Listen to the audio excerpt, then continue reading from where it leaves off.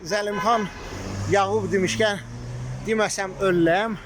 Bu təzə ətir peyda olub. Hardasa 6 aydı, 1 aydı yağ ətirlərdən. Həddən artıq tündür.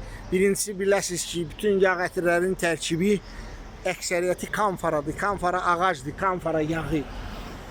Bu indi peyda olan ətir, indi siz cavansız da vurursunuz, qoxusu 10 metrdən, 15 metrdən gəlir. Bu Allah iraq eləsin, uzaq eləsin, ölü bastıranlar bilir. Stirkafir deyilən bir şey var. Ölüyə vururlar ki, çürüməsin. Pomidora, yaşıl pomidora vururlar, az bir müddətdə qızarır.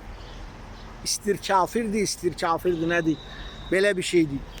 Bu ətirin tərkibində nəysə elə bir şey var. Nədirsə, eyni ilə onun iyim verir və uzaq məsafədən hər zirzibili bədənimizə, başımıza vurmuyor. Cavansız bilmirsiniz, ayıb olmasın, siz hələ iyilər görməmişsiniz. O, eyni ilə ölüyə vurulan o stirkafirin iyi ilə eynidir. Beyin çalxaladır. Nə olsun ki, 10 metrdən, 20 metrdən bilirlər ki, sən gəlirsən iyündən. Yaxşı mı qoxudu o?